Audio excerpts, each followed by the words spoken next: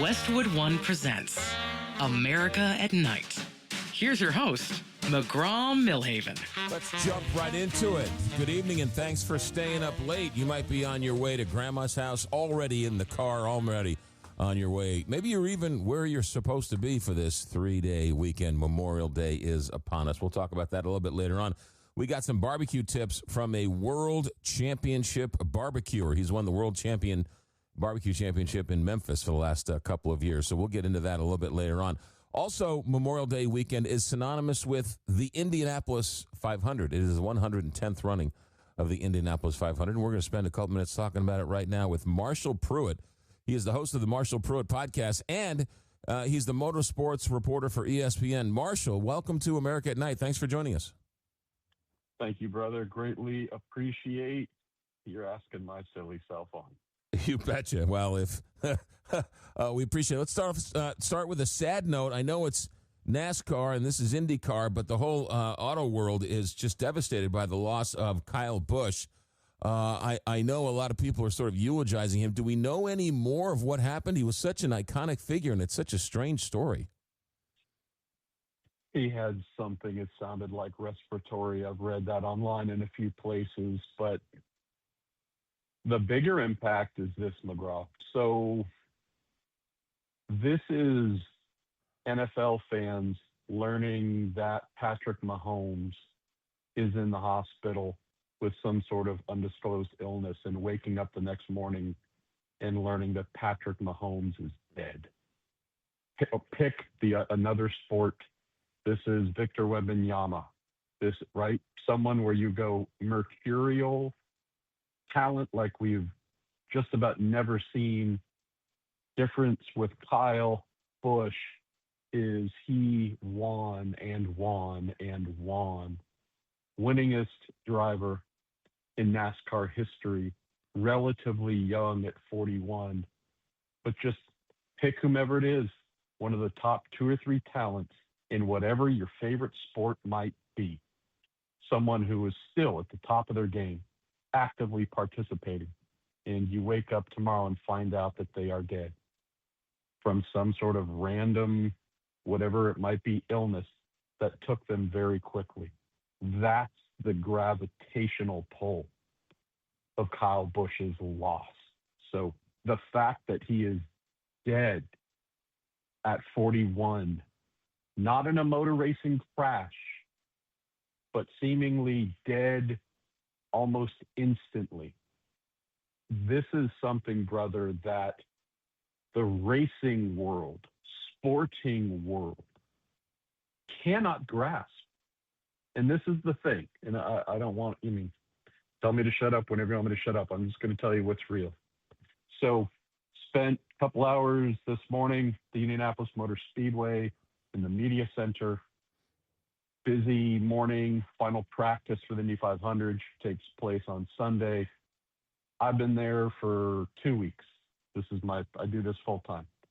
For a lot of the folks who show up to cover the Indy 500, they come in, fly in Thursday night of race week, get to the track Friday morning.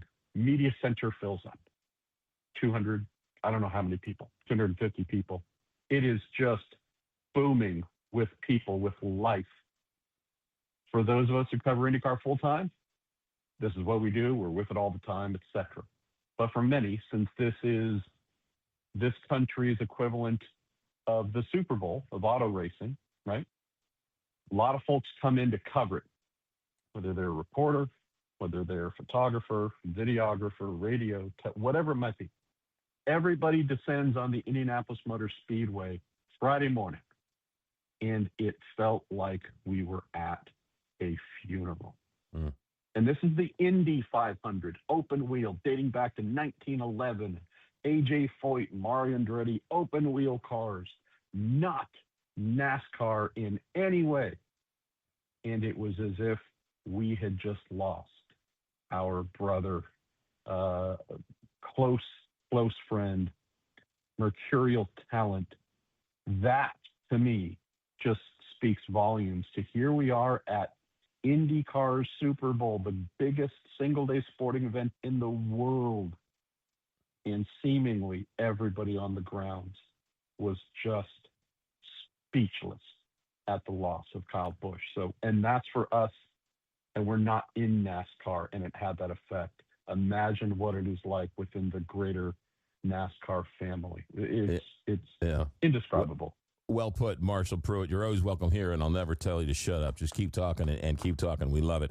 I did hear, and I do want to get to the Indy race, but we did hear that NASCAR is going to retire Kyle Busch's number until his son, who apparently is a very good young racer, makes it to NASCAR. What a wonderful tribute for Kyle Busch. This is just where the pain extends. And again, I'm not trying to open this on a depressing note, but that is just where we're at here. His two kids, but his eldest son showing the same kind of talent like his old man. And so this has just been a really awesome thing to witness for many years now. Again, elder son Brexton, but watching him come up the kind of junior, little league effectively of motor racing and starting to work his whip. He's very young, but he sure seems to have the talent. And it was so cool watching the Busch family, not just call it the family business of dad, champion, one of the greats, etc., but actually seeing that multi-generational talent coming up. So, yeah, I sure as heck hope not too far down the line, we do indeed get the Busch name back where it belongs at the top of NASCAR. Marshall, let's talk about this Indianapolis 500. There are people who say you really don't understand how it is, how big it is, unless you go there. 100,000 people, but it really is old home week, right? People come back. There are friends who remake friendships every year. I know there are people who host friends from out of state every year. This is truly one giant neighborhood party, is it not? It is, and let me just give you the full number.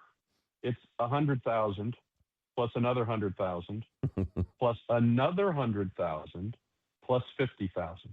On average, there are about 350,000 people inside the Indianapolis Motor Speedway for this event. That is why it is the world's biggest single-day sporting event. So imagine trying to move within this mass of humanity. Imagine the history and tradition. Again, this is something that started in 1911. This few years where it didn't happen due to World War II. But this year is the 110th running of the Indy 500.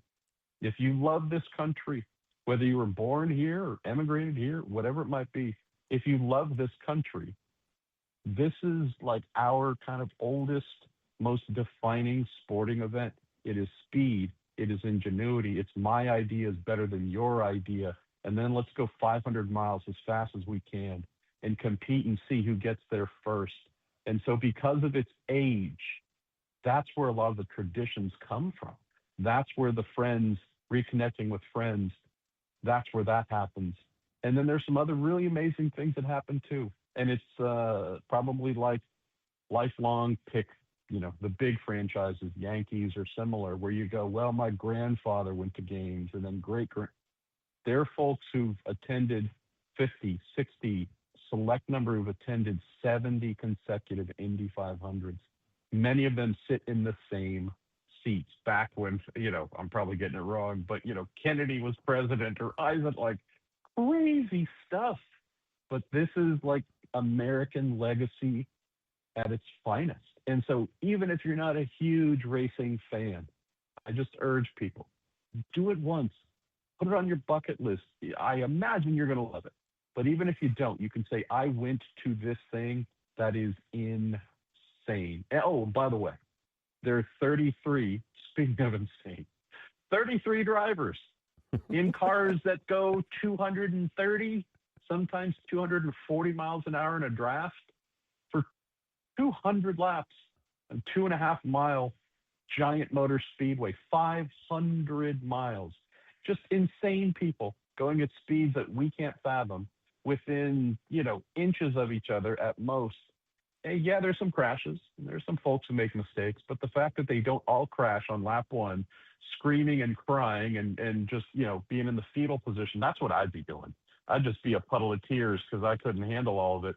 But these are some of the finest competitors you'll come across. And you throw in the family aspect, there's barbecues, like truly, if you like the smell of meat and beer, and in the entire central portion of Indiana is one big cookout. Man, there's a lot of beers being crushed. And then again, we get this crazy motor race. It's just a festival. Honestly, it's a festival of love in and around sport in a way that, again, you think of a tailgate party, that's cool.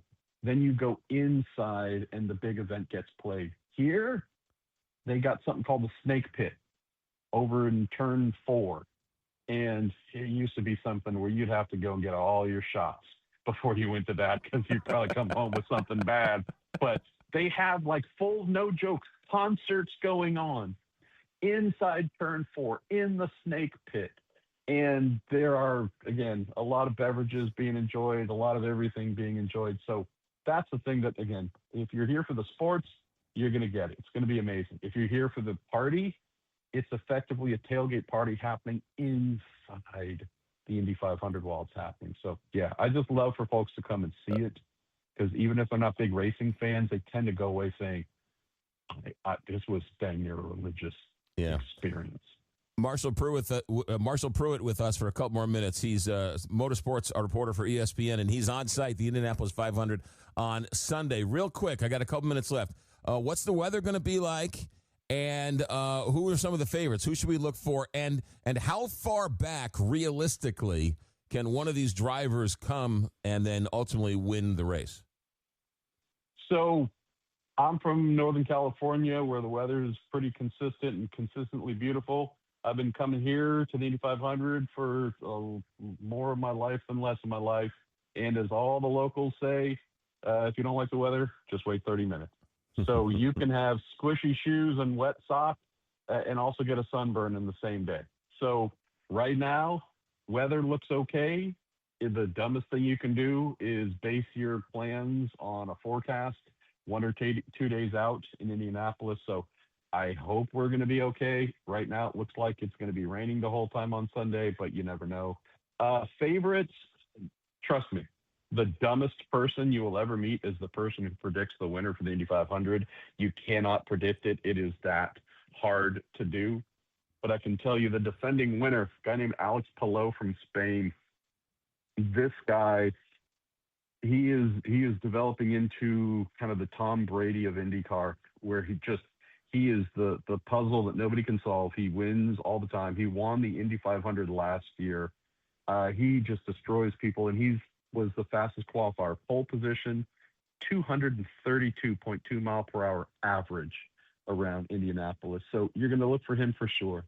He's a young kid driving for Team Penske. They're the winningest team in Indy 500 history with 20 victories. Kid named David Malukas out of Chicago. He's starting on the front row. Keep an eye on him. That kid's real mellow, but he is just a heck of a competitor. You look back, guy who's won the race twice, 2023, 2024, drives for Team Penske as well. Joseph Newgarden out of Greater Nashville, Tennessee.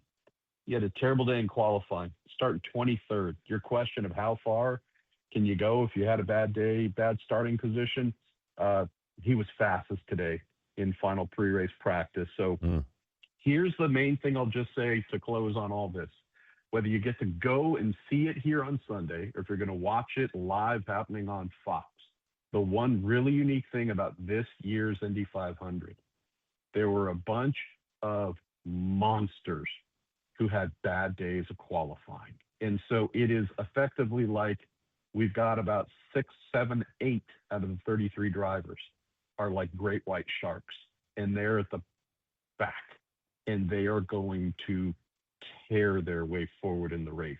Normally, they're all up front and trying to run away. This is going to be phenomenal, watching these deranged people tear their way through the field. So I can't wait. Unfortunately, I got to work and pay attention. I wish I could just be up in the stands screaming and yelling and enjoying myself, but can't wait for this Sunday. Marshall Pruett, thank you for your time. I know it's a busy time for you. Thank you for spending a couple minutes with us. Motorsports reporter from ESPN, Marshall Pruett. Marshall, thanks for checking in, and we look forward to talking to you down the road. Greatly appreciated. Thanks, y'all. You got it. America at Night. Back in a moment. Live from coast to coast, this is America at Night with McGraw Milhaven.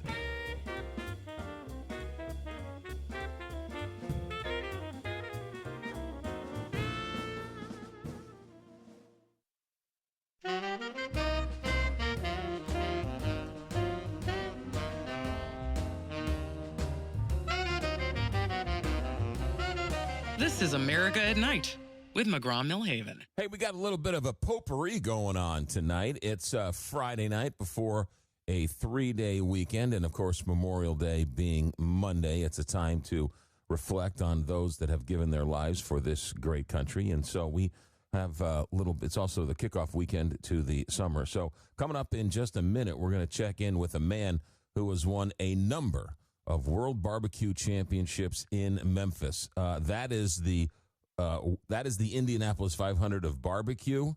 He won it with a whole hog, cooking a whole hog. So we're going to get him on to give us a couple helpful hints, us backyard weekend grillers.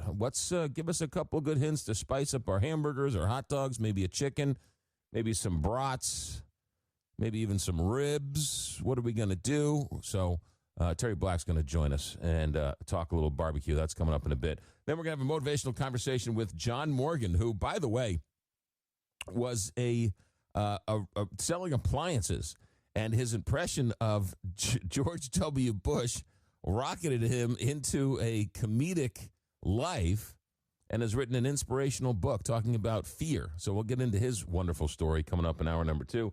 And then, of course, it is Friday, and you can't have Friday without TV and Hollywood movie exec for a day. Now, I promise you no twists this week.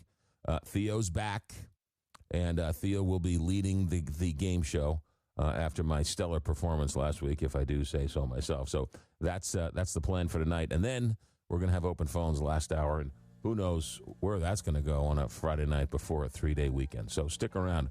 We are just getting started. Barbecuing, grilling, tips. You want to up your backyard barbecue game? Stick around. Terry Black, World BBQ Champion from Memphis, is going to join us and tell secrets. Stay right there. America at Night. Back in a moment. This is America at Night with McGraw Milhaven.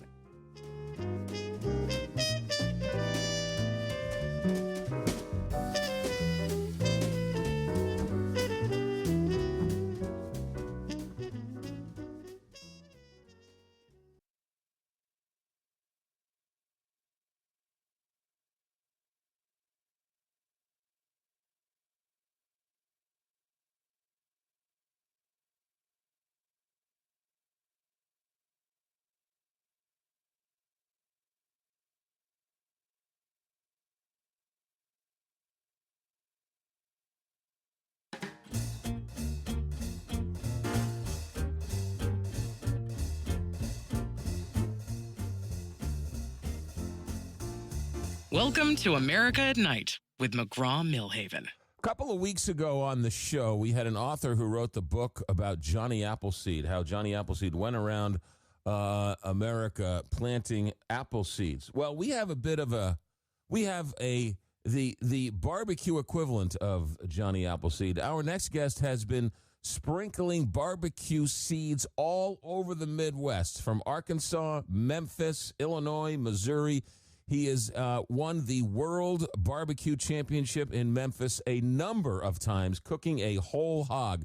This is a man where other barbecue experts go to get expert advice. Several first-place finishes in barbecue championships all across the Midwest. Ladies and gentlemen, the one and only Terry Black. Terry, welcome to America at Night. Oh, thank you, McGraw. I tell you, it's such. I really appreciate you inviting me on. It's an honor to be on a radio program that has such heritage, going back to Larry King and Jim Bohannon, and the 300 plus stations that have such great history and heritage. I really appreciate the affiliates and you letting me be on your airwaves tonight. sucking up will get you everywhere. So that's a very good start, I mean it, Terry though. Black. I mean it. I'm a radio nerd, and I mean it. It's sincere. All right, let's get to it. So this weekend, a lot of people are out barbecuing, and we want you on the show. And, the plain backyard Memorial Day hamburger, spice it up for us. Give us a couple helpful hints to turn that backyard weekend warrior into a little bit of a chef. Give us a couple helpful hints. Yeah. What I like, I've been doing this a long time with my burgers, and the good news is dry rub seasonings and barbecue seasonings are so plentiful these days. In the past 5 years, 10 years, even 20 years, going back, your good dry rub seasonings are easy to acquire. And I love going to these home-owned or locally owned mom and pop hardware stores and going into their sections there where they sell all their barbecue wares. And they just do such a good job these days, as opposed to years before that. And pick out a really good dry rub barbecue seasoning, and blend, maybe a tablespoon in for each patty that you're going to make, and really kind of blend it in there. And the other thing I like to do is a little bit of for hamburgers, I like to do sweet and smoky sauces, and I'll put maybe just a tablespoon of a sweet and smoky sauce in there and blend that in, and it just gives the burger meat a little extra something when you're cooking it. But make sure you blend it in real well. All right, so you're saying take the sweet and smoky barbecue sauce, throw a tablespoon or so of a dry rub, and then douse the burger in this sort of concoction. Well, fold it with your hands, really, take your hands, of course, obviously wash your hands or wear gloves before you do all this. And just blend it all in there real nice and even. And you don't want it sitting on top because, I won't get political on you, but a year or two ago, there was a United States senator that really took a lot of heat on social media for bragging that he was barbecuing on like the 4th of July or something like that. And he had raw hamburger meat with barbecue sauce sitting on top of it while he was barbecuing. Got it. Do you want me to out him, or is the audience already smart enough to know? I believe that was Chuck Schumer, was it not? Yes. Yeah. The senator's name rhymes with rumor. Yes, you are correct. So in other words, so mix the sauce. Mix the sauce and the tablespoon of dry rub together in the meat, and then make the patties. And then make the patty. Yeah, mix it up real good. Okay, good. All right, that's a good one. Fold it in there. And then everybody needs a digital thermometer. Is that correct? Oh, man. Yeah. I mean, I can't even imagine. I mean, to be quite honest, it would give me anxiety to try to cook. I mean, you don't have to with a burger, but, if I'm cooking something like a pork butt or a pork loin or some kind of, or a turkey or any good-sized meat, I just can't imagine. And you mentioned the whole hog earlier. I mean, we're constantly, well, not constantly, but we, on a regular timed basis, on a very disciplined process, we're constantly checking the hog. Actually, now there's new technology where you just put a probe in and you use Wi-Fi, and that's for those who care to do that. We obviously love doing that. Well, I've got a digital thermometer that I use for my hamburgers. Even it's just so much easier. Yeah. So. Oh yeah, no, it is. I'm not saying don't do that. I guess I was coming off a little arrogant there, because I like burger. I don't really need it. I can kind of take my. You can. You've done enough of them. You know when they're ready. I can kind of cook by feel with my spatula on that. Yeah. But yeah. All right. Either All or. right.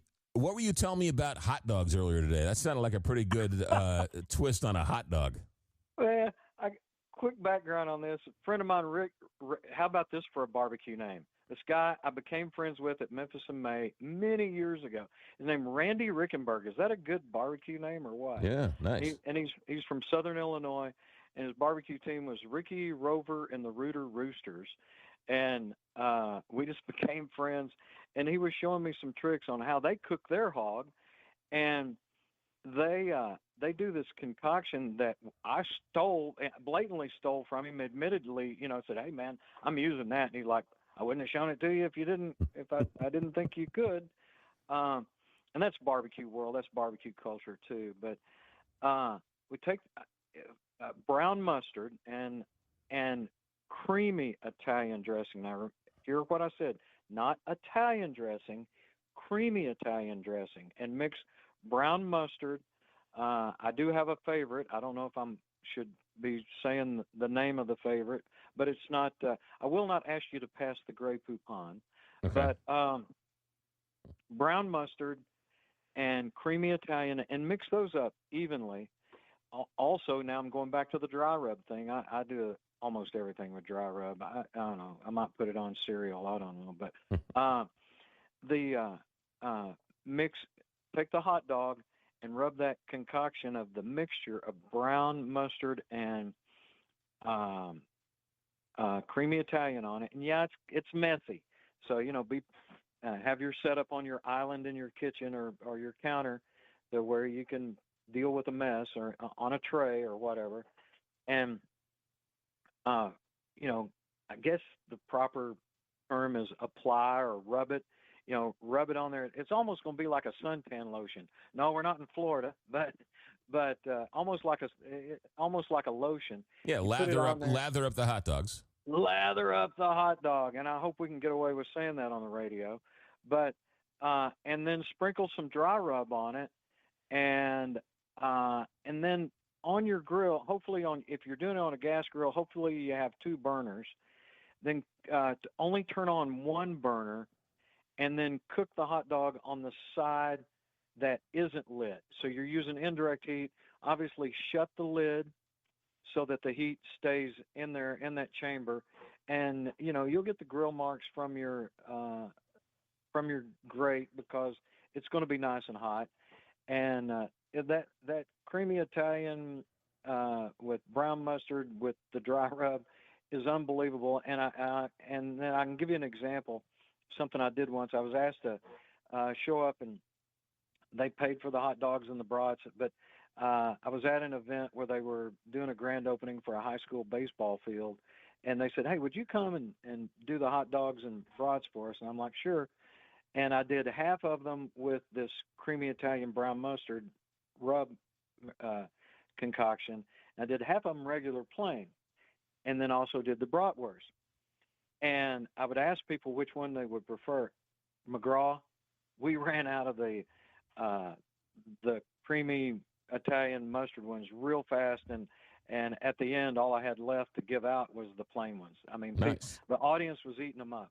Nice. Very getting quality tips from World BBQ Champion Terry Black. So you don't hear this on other radio shows. So this is deep down back room stuff. You don't hear this very often. All right, Terry, what about? And I refuse to pay the copay for anyone seeking psychological advice after this. There you go. What about? Give me a brat. Do you have any good twists on brats? I boil them in Guinness beer with sauerkraut, and then I get the grill marks on the grill. They're actually pretty good. I like my brats. Do you have any helpful hints for a backyard brat? That's a really good way of doing it. The only thing I would say is I wouldn't leave them in that boiling water. It's a very personal thing. Obviously the way you do it is fine, but I wouldn't leave them in there very long. I would do it. I'd leave them in there long enough to kind of blanch them, and then do the grill thing. Okay. No, I'm pretty plain. I'm pretty plain on my brats, because if you buy a good brat, it has all those seasonings in it anyway. And I just kind of let the grill and the fire do its thing on that.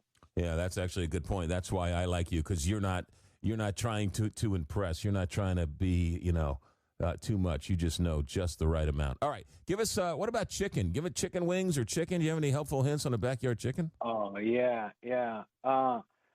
So one of my favorite things to do, and I do this quite a bit, and I do it with both wings and boneless, skinless chicken breasts. Also do it with chicken thighs.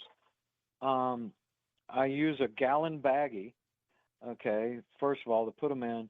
But then I have I have my own marinade I make.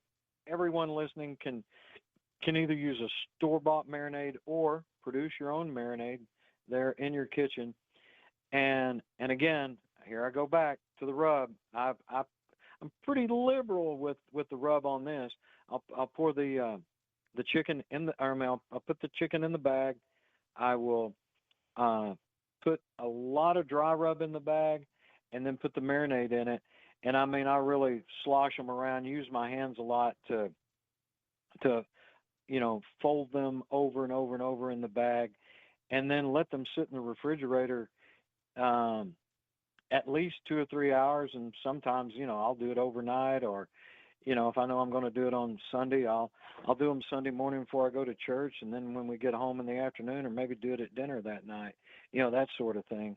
And then also, I forgot about the cooking technique. Once again, indirect. Now, whether you're using a kettle or a charcoal grill, or remember I said the example earlier about the gas grill, only turn on one burner, or if you have 3 burners, leave one burner cold and cook them on the indirect side. At the end, if you're thinking you want to crisp them up a little more or whatever, then put them over on the direct side where the flame is coming up. If you're cooking on a kettle, most people have the tendency, because kettles are circular in design. What I like to do is build my fire off to one side, kind of like where the handle is on that kettle.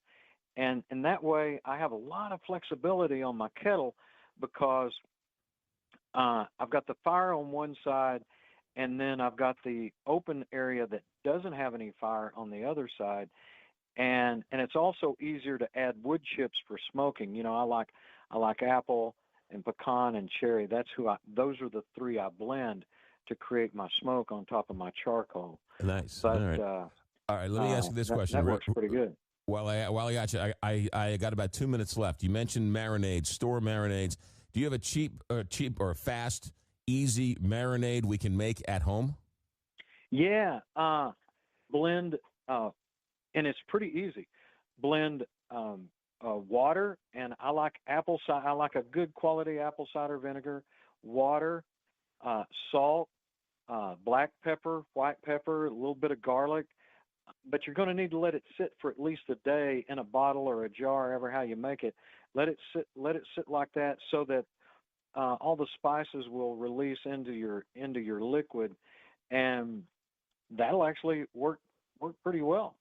So water, apple cider vinegar, salt, right. Pepper, garlic. You can throw in some what'd you say, white pepper as well? Is that what you said? Yeah, black pepper, white pepper, a little bit of garlic.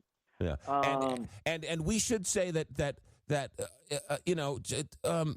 when it comes to how much, I mean, this is the great thing about barbecue and rubs, yes. right? It's sort of whatever you feel like, right? I mean, just sort of play it by ear.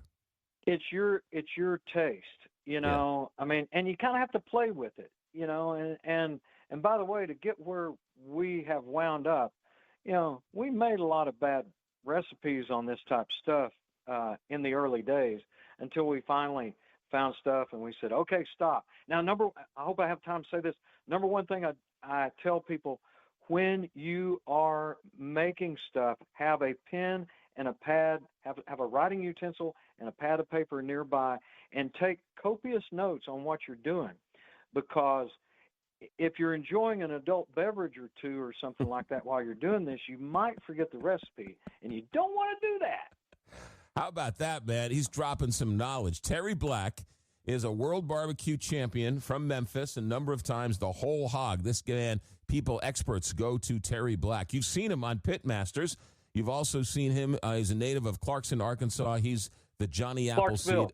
Yeah, Clarksville. I Clarksville, apologize. Arkansas. Yeah, I apologize. if my Arkansas peeps are listening, they might not like that. It's Clarksville, home of the Panthers, by the way. The home of the Panthers. He's a Panther through and through. World Championship barbecue. Terry Black and dropping knowledge. Terry, good stuff. Thanks for checking in as always. Thanks for your friendship all these years, and we'll talk to you down the road. Thank you, buddy. You got it. Terry Black, ladies and gentlemen, dropping some serious knowledge for the weekend barbecue enthusiasts. We'll have him back for some helpful hints for 4th of July and Thanksgiving and some of these other big barbecue holidays and smoking holidays, because we've just touched the surface of what the man knows. And so got some good helpful hints for those of us who are going to be barbecuing it this weekend. That hamburger sounds pretty good. Dry rub and sweet and smoky barbecue sauce. Mix that in the patties, make the patties, and then grill them up. Sounds pretty good. America at Night. Back in a moment. America at Night with McGraw Milhaven.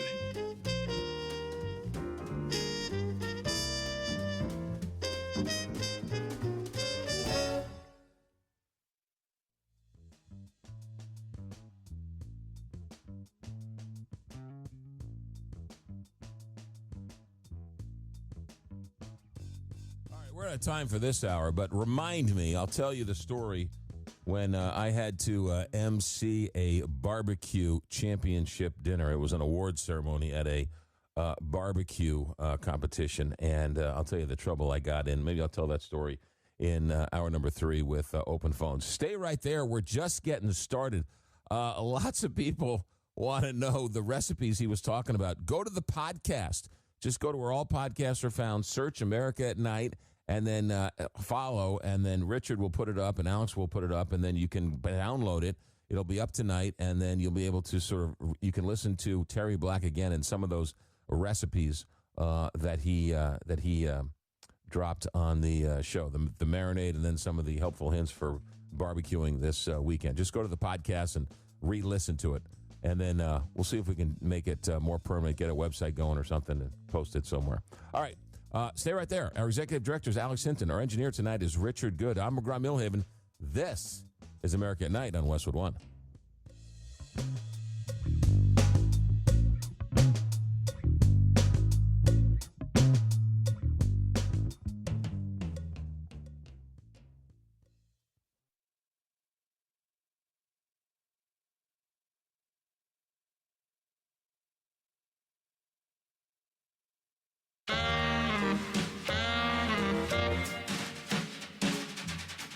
Westwood One presents America at Night.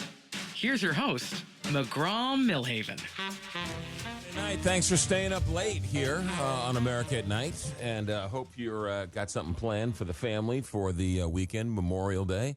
A lot of when I was a kid, it was always the Memorial Day parade, and they had the parade down Main Street, and they had the fire trucks, and they had the police, and we were in the PBC club, right, the Police Boys Club, and so we would meet down at the park, and we would all assemble, and we would be in part of the parade, and so then we would then walk right by Grandma's house all the way up Main Street for the Thanksgiving Day, or for the Memorial Day parade, and everyone's waving flags, and oh man, brings back a lot of good memories. All right, here's the deal: we are having a hard time hooking up with our next guest, so we're gonna try and get hooked up with him here in just a minute, and then next segment we're going to check in with Theo Lewis Clark, Hollywood exec for a day. So I got time. Let me tell you this story about when I was asked to MC a barbecue dinner. So in St. Louis, they have this barbecue society, and every year they have, sort of like NASCAR, they have these events all over town, and they have these barbecue championships, and then each week somebody would win for best ribs or best chicken or best smoked turkey or best pork belly or best brisket or whatever. And then each week you would get points. And then at the end of the year, they would add up all the points. And then you'd have like the weekly champion. And then you have the grand champion for the season. And so they were having the awards dinner. And they was asked to MC the awards. So I said, sure, I'd be happy to. And so what they did was, the first year they did this, they decided to save some money, they decided to have each one of the barbecue teams that was represented bring a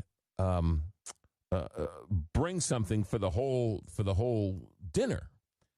Well, that was the wrong thing to do because you have competitive barbecue teams being asked to bring something for the dinner.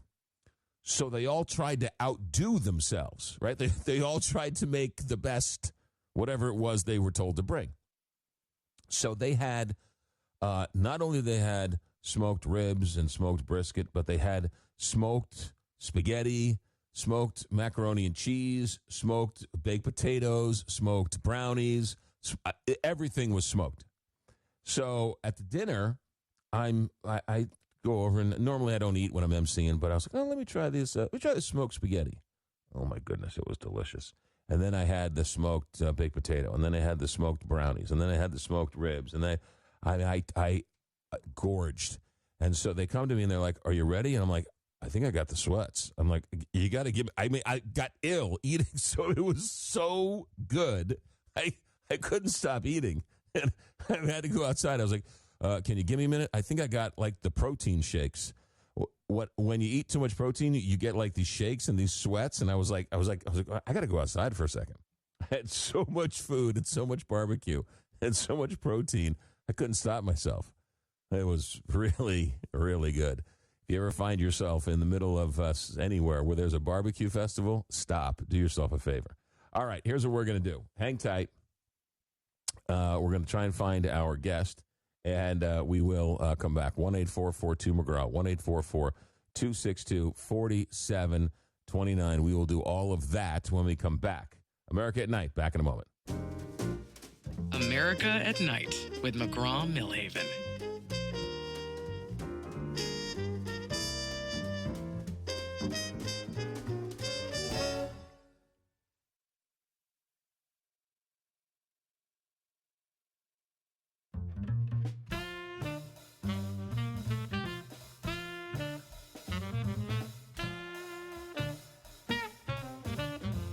Relax.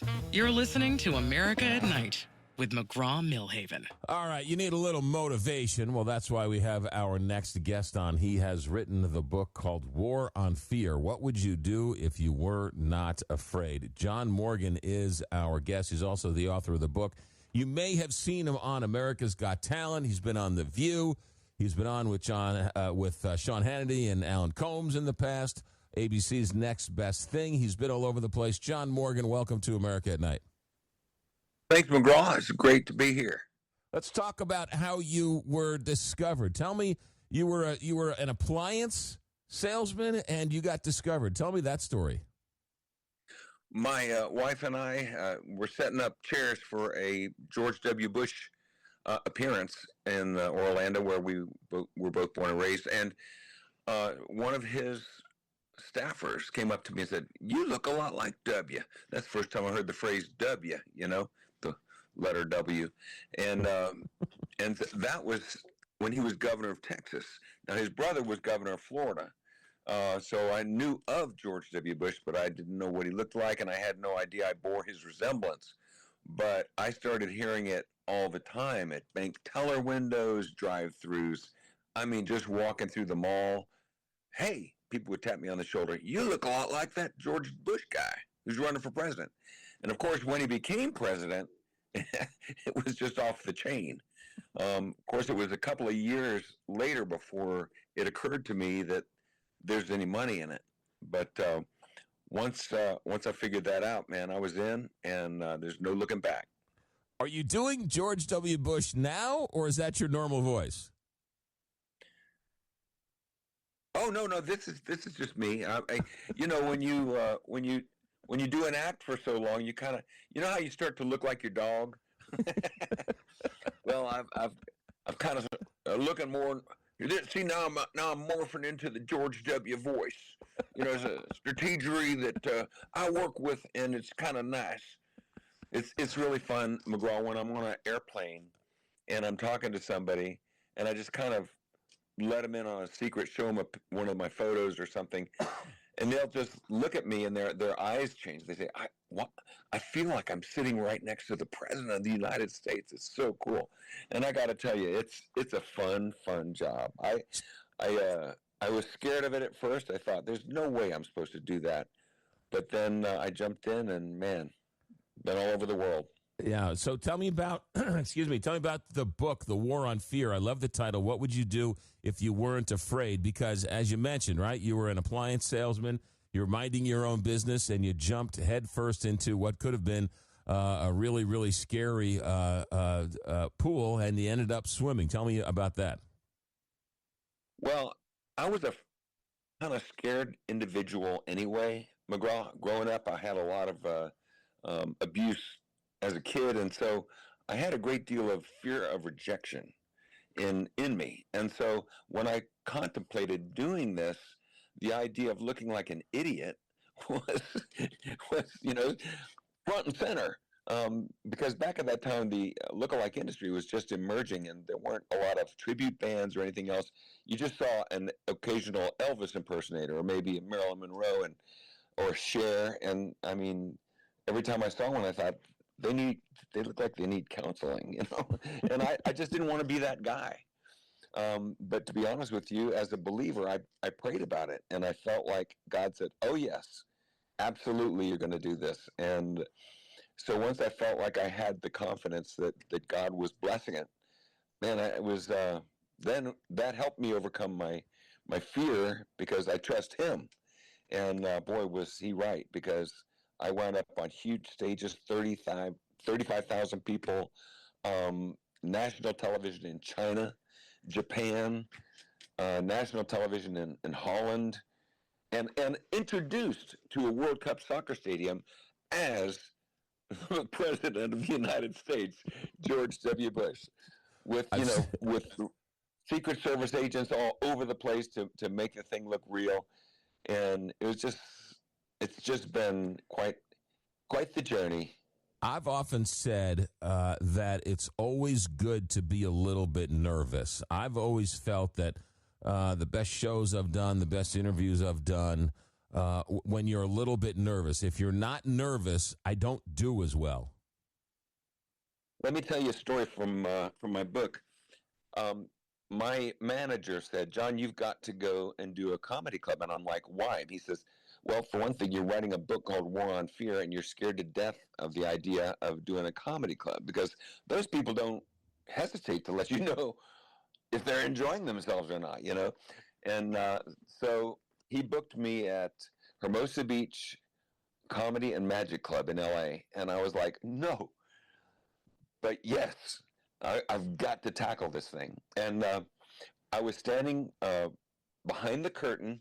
The opening act was doing their monologue, and then they were going to introduce me. And I was, I had my podium, my presidential seal out front, and my little 5-minute bit was prepared. But I was absolutely so scared. And then all of a sudden, I heard in my heart, in all of time and eternity, you're in the exact right place. And I went, oh, that's good to know. Thanks, God, And so then I'm standing there, and then I hear again. And again, not with my audible ears, but in my heart, I hear, I who love perfectly love you endlessly. And so I'm like, oh, wow. And I felt like my coach was rubbing my shoulders, right before the fight. And then I heard one last thing, and it was a clincher for me. I heard, give that love away to those people. And all of a sudden, my focus changed. It did a 180. Instead of worrying about myself and how I'd be received, I thought, wait, I'm here on a mission. I'm here to serve these people. I'm here to love these people. I'm here to bring joy, make them laugh. I'm here to give, not receive. And it was a game changer for me. And obviously, I knocked the ball out of the park, got a standing ovation. It really rocked. And it's just been like that ever since. I've just been having a servant's attitude and focusing on what I'm there to do, not what I'm there to get. And really, it's been so helpful. It is so interesting. John Morgan, our guest, he is a comedian, public speaker, corporate speaker, and been on all America's Got Talent and all over the place. The book is called War on Fear. What would you do if you were not afraid? We all sort of give in to our fear from time to time, but some of us, become paralyzed by our fear. And it's heartbreaking that so many things we miss out on because we are afraid. We all suffer from it. We all have anxiety. We all suffer from it. Artists, actors, comedians, talk show hosts, I think we have it in a different way. And we sort of, I don't know, it's the shyest person is the room is the comedian, right? The shyest person who doesn't like to speak, becomes the actor. But we all have that fear, and some of us just become paralyzed, and it's just so heartbreaking when you see someone who just never followed what they wanted to do because they let fear get the best of them. Absolutely. And now, of course, now I've transitioned to the Donald. I have a whole different shtick. It's so fantastic. Everybody loves it. It's so great. And you might say, well, how in the world did you morph from going to George W. Bush to Donald Trump? Well, it was necessity.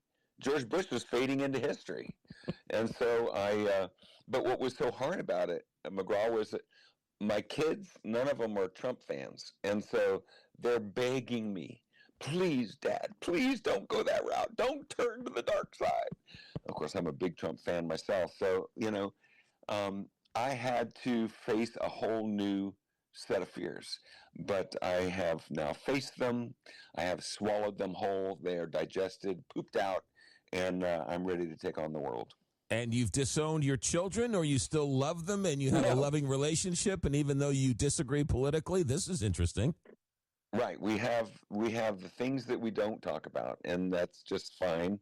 And when the time is right, and when we're all agreed on the terms of the conversation, we can have all kinds of conversations. And we just say, look, this isn't about our relationship as father and son. This is about what we believe, and let's have conversations that benefit us both, and I try to be open-minded. I hope they'll be open-minded, and we can move the needle a little bit one way or the other. I think that's the biggest takeaway of all, because sitting as a talk show host, when did we get to the point where we don't longer talk to our sister, our brother, our neighbor, our friend? And, if somebody's stuck on the side of the road and needs a spare tire, we don't ask them who they voted for first before we go and help them.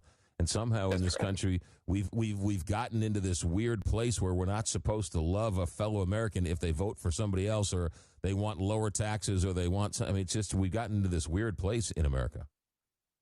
I wrote a song, McGraw, called "It All Comes Down to Love," and it really does. Do you sing that as George W. Bush or as Donald Trump?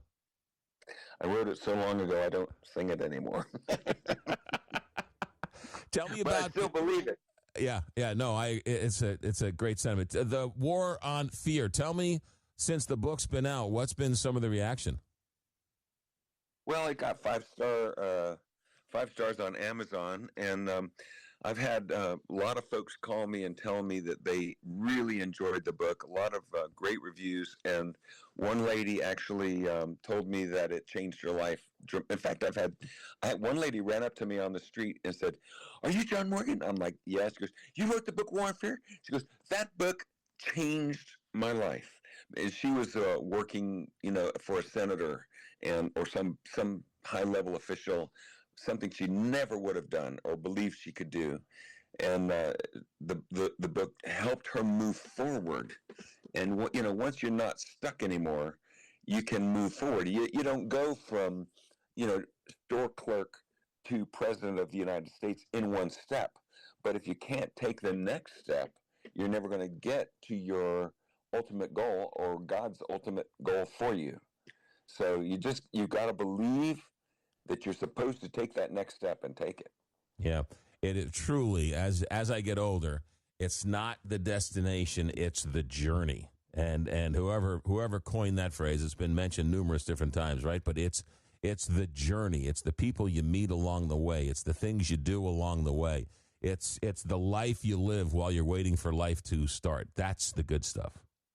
That's so good. And I sing when I'm not traveling for one of the presidents or both. I have this one fun thing I do. I will appear as Donald Trump and do a shtick, and then at the end I go, "No, I have a confession to make. I want you all to know I'm not really Donald Trump. Would you like to meet the real me? I've done this on the Huckabee show, Mike Huckabee, a couple of times. And then I nod my head to get them to, yeah, I want to know. So then I say, how do you do? And I yank off the wig and I go, it's me, George W. Bush. And I mean, an audience like it's a head twister. Yeah, absolutely. So much fun to go from one to the other. John Morgan, real quick, where can we get the book? Right now, you can get it on Audible, audible.com. All right, The War on Fear, John Morgan. John, good luck down the road, safe travels, and thanks for checking in on a Friday night. Appreciate you, Quick Draw McGraw. There you go. John Morgan, The War on Fear. What would you do? What would you do if you were not afraid? John Morgan, our guest. Stay right there. America at Night. Theo Lewis Clark, Hollywood exec for a day, coming up in a moment. You're listening to America at Night with McGraw Milhaven.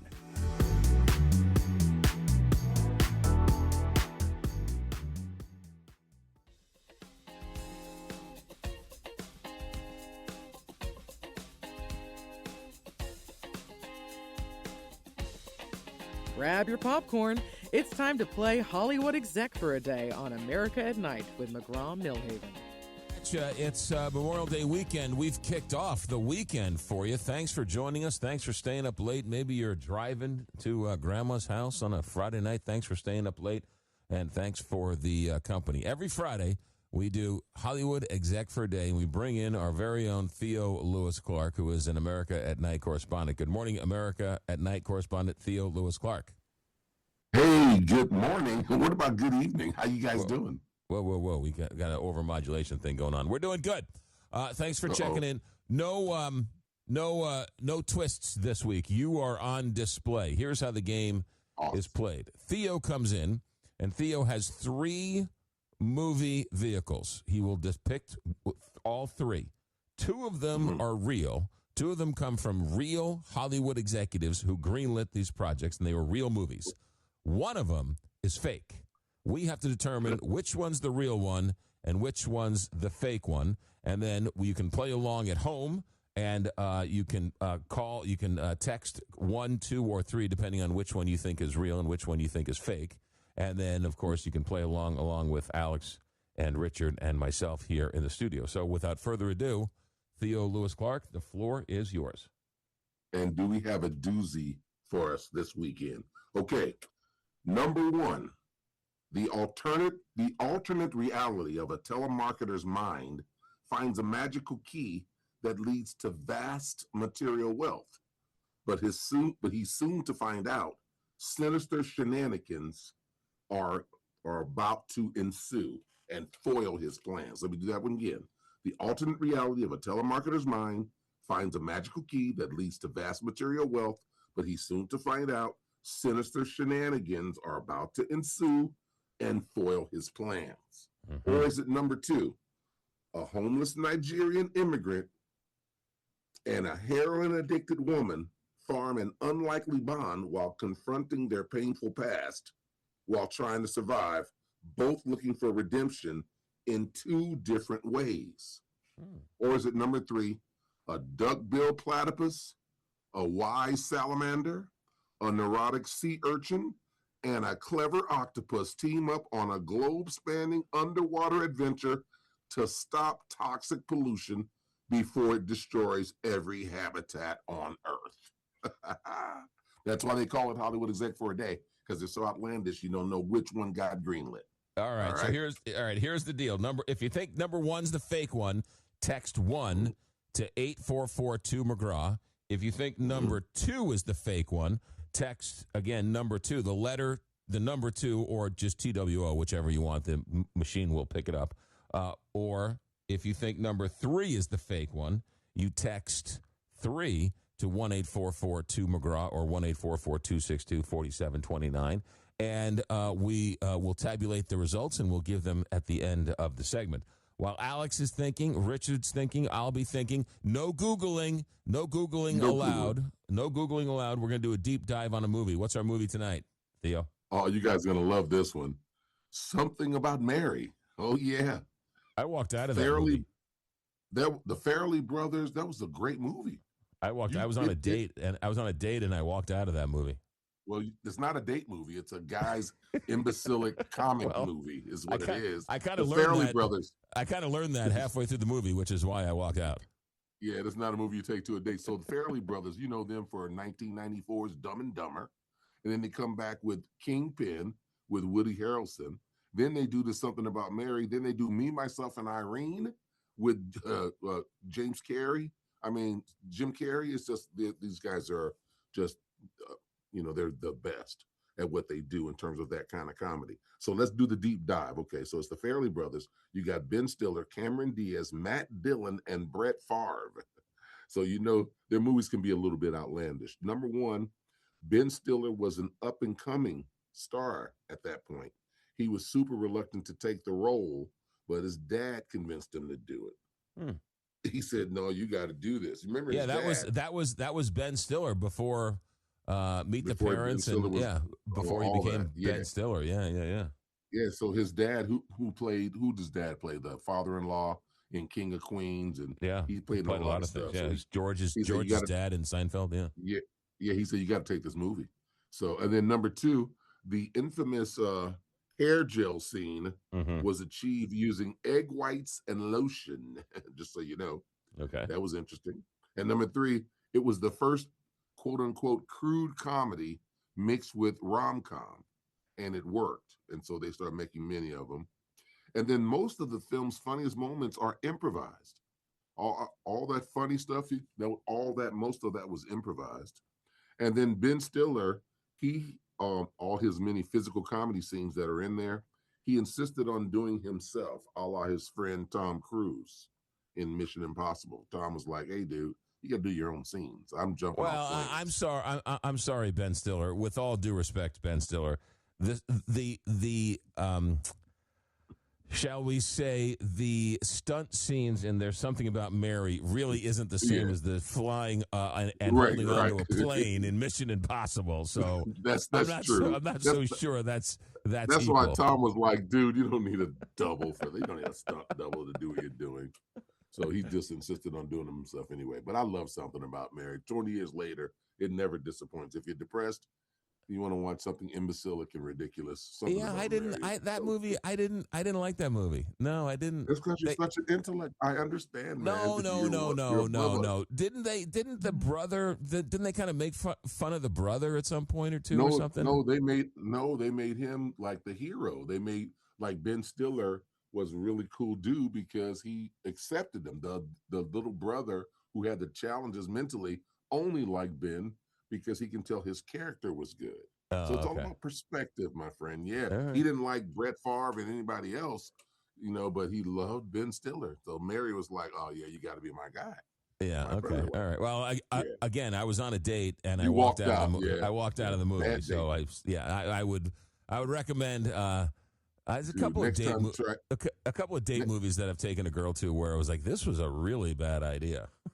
Dude, next time just go to see The Notebook. You're good. Did you ever tell you the story? Did you ever tell you the story? I was home from college and my grandmother hands me $5. It's just she and I are in the house together. We were never alone together. And it was middle of the afternoon, and she gives me $5. She says, "Go down to the video store and pick out a nice baseball movie, and we'll watch a baseball movie together." I was like, "Oh, great idea." So I go down to the movie. No, I go down and I come back and she says, "Well, what movie did you get?" I was like, "Oh, Bull Durham." She's like, "Oh, what's it about?" I'm like, "Well, it's a story about a minor league baseball player." She says, "Oh, great." So we're about 10 minutes into it. And she says, "I don't really think this is a baseball movie." And I'm watching this and I'm like, "Oh, I forgot this scene. Oh, I forgot this. Oh, I forgot this one." So Kevin Costner. later in the day, so she was like, I wanted to get a baseball movie, and McGraw brings home this Bull Durham. And all my brothers and sisters and my cousin was like, "Why would you bring home Bull Durham?" I was like, "I wasn't thinking. I forgot all those scenes that were in it." And it was a disaster. Of course it was. All right, there you go. So when Grandma says go pick out a movie, make sure Field of Dreams. Make sure it's an appropriate movie. All right. So there's your deep dive. Anything else on Something About Mary? No, that's it, man. Okay. All right. Let's get back to the game. So you can, if you think it's 1, 2, or 3, give us a rundown, and we'll start choosing. What do you got? What's number one? So you got the alternate reality of a telemarketer's mind finds a magical key that leads to vast material wealth, but he's soon to find out that sinister shenanigans are about to ensue and foil his plans, just like mess them all up. Or is it number two, the homeless Nigerian immigrant and the heroin-addicted woman form an unlikely bond while confronting their painful past and trying to survive, both looking for redemption in two different ways? Or is it number three, the duck-billed platypus, the wise salamander, the neurotic sea urchin, and the clever octopus team up on a globe-spanning underwater adventure to stop toxic pollution before it destroys every habitat on Earth? Oh yeah, this is a tough one this week. All right, let's start with let's go with Richard. We'll start off the game with Richard. Richard, what do you think? I'm going to go with number two, the homeless Nigerian immigrant and the heroin addicted looking for redemption. That just sounds like a recipe for disaster. All right. So Richard says number two. Alex, what do you think? I think I'm gonna have to go with number three, the animals on the adventure. It just maybe I watched too many nature documentaries, but a salamander and a platypus going on an ocean adventure, I just can't see it. Oh, interesting. And an octopus as well. There's four of them. Remember, Alex picked mine out of an obscure reference last week. He was able to foil my plan, which was very upsetting to me, which is kind of interesting.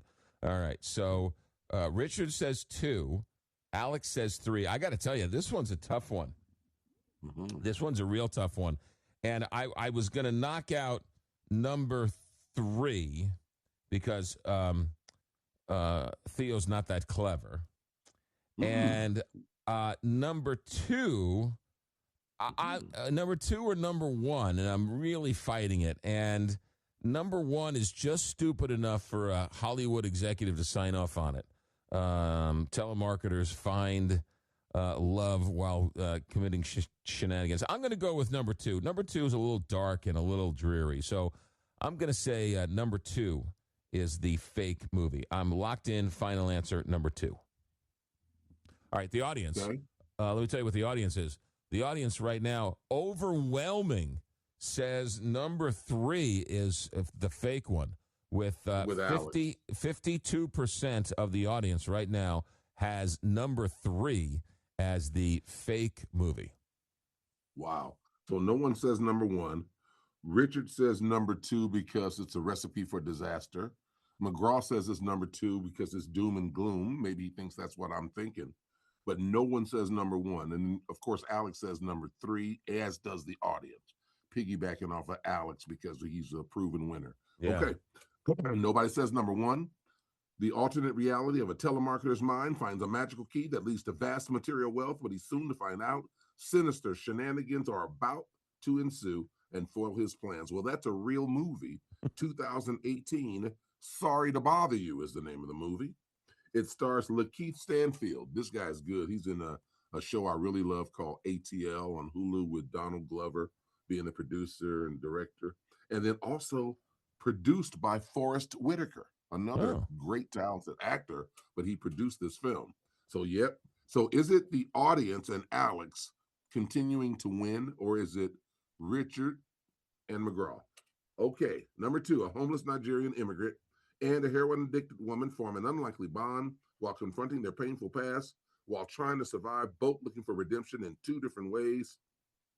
That's a movie called Shelter in 2014. It stars Jennifer Connelly and Anthony Mackie, another one of my favorite actors. So Alex continues to show that he's the champ at this game. The audience is catching wind and just riding his coattails. A duck-billed platypus, a wise salamander, a neurotic sea urchin, and a clever octopus team up on a globe-spanning underwater adventure to stop toxic pollution before it destroys every habitat on Earth. That's from the wonderful creative mind of Theo and Theo's World, and it's called We're Better Together. Yes, we are. We are better together. All right, hold on. Shelter is what? When did Shelter come out? 2016? 2026? 2014. And it stars Anthony Mackie and Jennifer Connelly. Anthony Mackie, of course, is the latest Captain America. He's been in a lot of great things, though. I mean, this guy, you look up his discography, you're going to see a lot of great he films. he was in We Are Marshall. He's great. Oh, man, great in We Are Marshall. Yeah. He's probably got about 60 movie credits by now. Yeah, all right. And then the other one, Captain America. He's Captain America. Yeah, this is the latest Captain America. Yeah, the other one was Sorry to Bother You. That's got a lot of people. You mentioned Forrest Whitaker was produced by Terry Crews, Patton Oswalt, Danny Glover, Armie Hammer. There's a lot of people in that movie. Yeah, I like Lakeith Stanfield, so he's he was the star, so it just kind of jumped out. All right, so but Alex is good movies. Alex continues to show us he knows this game. Alex is the Babe Ruth of this game. I have to dedicate this win to Sir David Attenborough. Yes, Sir David Attenborough. Dude, you're now my nemesis. Well, the audience is smart to just piggyback on whatever Alex says. So that's really all they do. All right, so there you go. That's how you play Hollywood Exec for a Day. Any plans for the 3-day weekend, Theo? Dude, marinating some ribs right now. Half of them in like a jerk seasoning, the other half in teriyaki, sir. Everybody knows how I do it. Slow and sure on the ribs. Jerk turkey for a jerk. Hey-oh, see what I did there? Hey, jerk ribs. Theo Lewis Clark, ladies and gentlemen, every Friday here, our America at Night Hollywood correspondent. Theo, have a good week. Thanks for checking in, my friend. Be safe. You too, man. All right. There you go. That's how you play Hollywood Exec for a Day. America at Night. Back in a moment. From the heart of America, this is America at Night with McGraw Milhaven.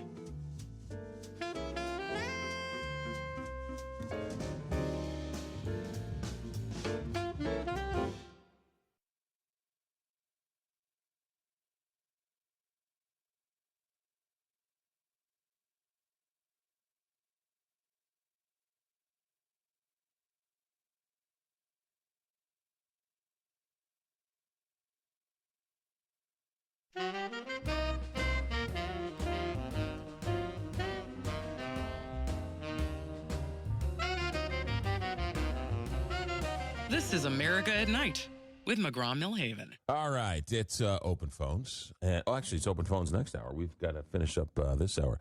So this weekend, box offices are all in anticipation for The Mandalorian and Grogu, which is the 75th installment of Star Wars. Is that directed by Jon Favreau, who was D-Bob in Rudy, who I love. He did Swingers. He's done a couple of other things. He also did Elf, right? He's very well respected. And The Mandalorian and Grogu, which is the Star Wars. And I asked somebody this today. Is it a prequel? Is it a postquel? It's in the middle somewhere. Recently, the little one, apparently, no, I know what it was. She had a Star Wars day. She had to dress. It was a dress-down day, and she had to dress and have a Star Wars. It was May 4th, so they needed some type of Star Wars something. So we got her a Yoda T-shirt, and so she wanted to watch Yoda. So I'm not a Star Wars guy. So I said, well, let's watch Star Wars. So I figured, where do you start, right? Just like Dorothy Gale, you start at the beginning, right, and follow the yellow brick road. So I figured I'd start with the first Star Wars. Did you ever try and find the first Star Wars today? The first Star Wars isn't number 1. It's now number 4. And so I couldn't find it. I was like, what's number 4? What's number 1? And I'm like, this isn't number 1. It was very confusing. I finally figured out that number 1 is really number 4. And number 4 is really number 1, I think, if I have my sequence right. So we started watching the Star Wars, the first one. I got to tell you, the first half hour really doesn't stand up to the test of time. So halfway into it, she's like, this is slow. I'm like, yeah, let's bail. So we bailed on it. Turns out Yoda isn't even in the first one. So I've never been a Star Wars fan. So I don't really know much about The Mandalorian and Grogu. But apparently my friends and people I work with are taking off and skipping anniversaries and birthday parties and weddings to go stand in line as their favorite Star Wars character to go see the latest edition of Star Wars, which isn't called Star Wars, and apparently only has Yoda left in it, I guess. Open phones next hour. We can talk about it. Whatever you want. Should be fun. Our executive director is Alex Hinton. Our engineer tonight is Richard Good. I'm McGraw Milhaven, and this is America at Night on Westwood One.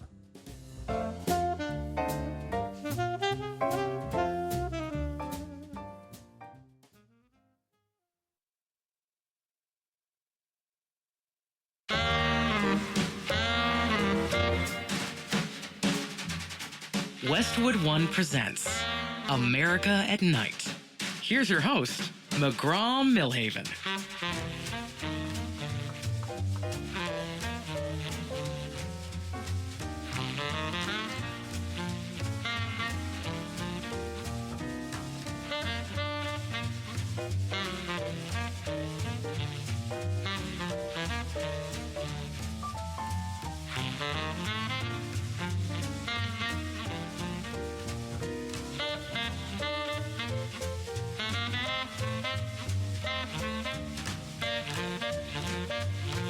Number 3, and we welcome everybody who was listening on a Friday night as half the country took off starting on Thursday to get away for the 3-day weekend while you're celebrating with friends and family and going down to the lake and going down to the shore and going up to the cabin and getting away and getting some barbecue going. Just a nice thought, nice prayer for the families who've sacrificed and the people who have given their lives for us to go out and have a little barbecue this weekend. It is it's truly a sad time, right? Should take a moment and just at least remember all of those that have given their lives for this great country. And even though we are going through some difficult times and we don't like each other, we'll get past it. We'll get through it. We always do. And we will get past this moment and good times will be here again. Anyway, all right, phone numbers are as follows: 1-844-2-McGraw, 1-844-262-4729. And the hour is all yours. We love to check in with what you're doing, where you're going, and we love first-time phone calls. There's all there is to it. We love first-time phone calls. And I love to hear what you're doing. I love to hear what you're planning for the weekend. I recently bought a bandsaw. With a 5-year-old, you just don't have time to get to the workshop. But I bought a bandsaw, and I've been mesmerized by band boxes. And anyone who does any woodworking, a band box is the best. The most fun about woodworking is it's sort of a magic trick. When you make something and then you show it to somebody, it's a magic trick. And you're like, well, here, I made this. How in the world did you make this?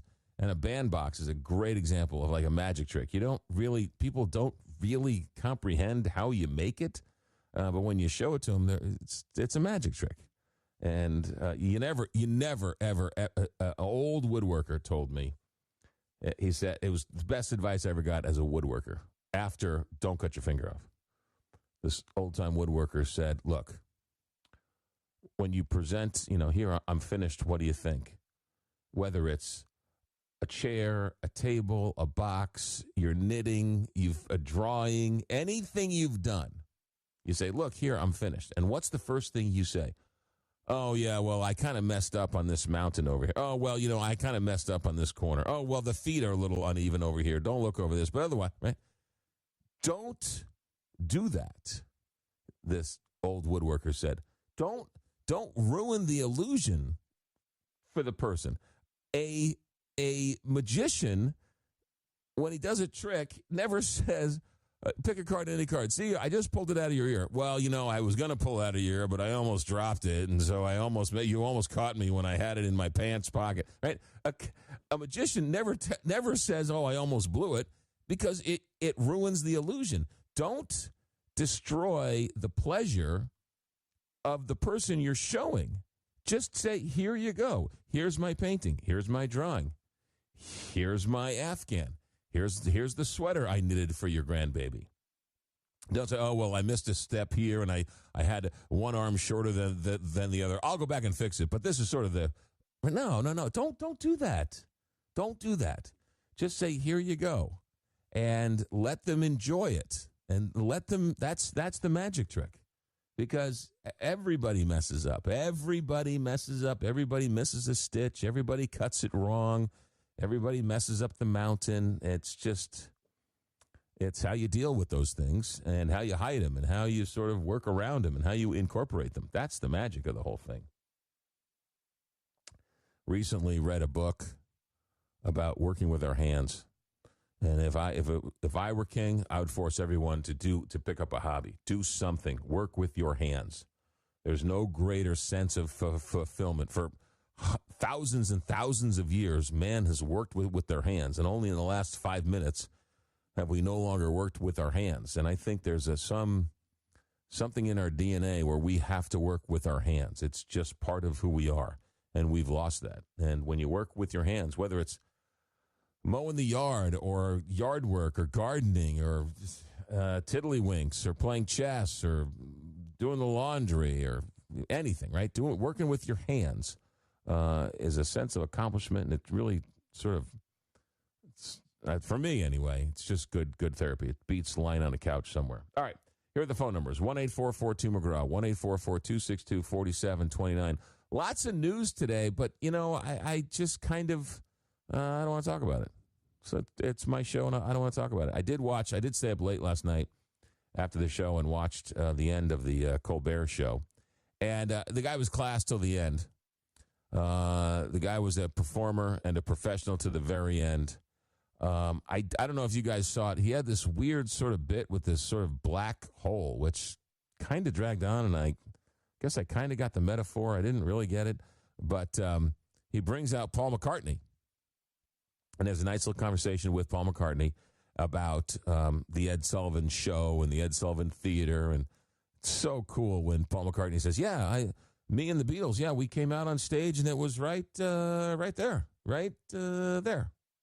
And I remember the girls in the balcony, and he's telling the story of one of the most iconic nights in American history when the Beatles appeared on Ed Sullivan. And it was really very, very special. And then they go to a break. They do this weird bit with this black hole. It's kind of long. Kind of didn't get it, but whatever. And then they come back, and then Paul McCartney sings the song, and the audience then comes up on stage. And then they turn off the lights, and the party's over with. I thought it was to end with Paul McCartney, I think was really very special. The ratings are in, though, but listen to this. This is even more interesting. So 6.7 people tuned in to watch the last Stephen Colbert show, which was more than the number of people who tuned in to watch Jimmy Kimmel when he came back from his suspension on ABC. But 6.7 million people, nowhere near the number of people who watched Leno and Letterman on their last night. So, I don't know what the official word is or what actually happened. I don't know if we'll ever know for 20 or 30 years. But the Ed Sullivan Theater apparently going dark now. CBS is just going to sit on it and just sort of not do anything with it.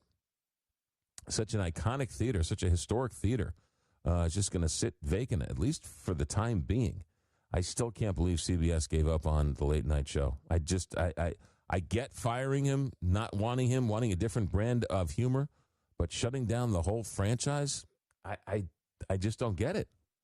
It would be like if CBS gave up on the 9 o'clock hour, or NBC gave up on the 9. We're just not going to do anything on the 9 o'clock hour. We're just going to let the local affiliates take it over. Really? You've just given up? So I know times are a-changing, but that one, whether it was political, whether it was the pressure from the president or whatever else, I get it. But doing away with the whole show, just get another host. Get a less political host. Get somebody who's a little more whatever. But just to give up on it completely, it's a head scratcher to me. All right, I've said my piece. 1-844-2-McGraw, 1-844-262-4729. We'll take all comers, phone calls, text messages, and then open phones right after this. America at Night. Join the conversation. Call 844-2-McGraw. America at Night with McGraw Milhaven.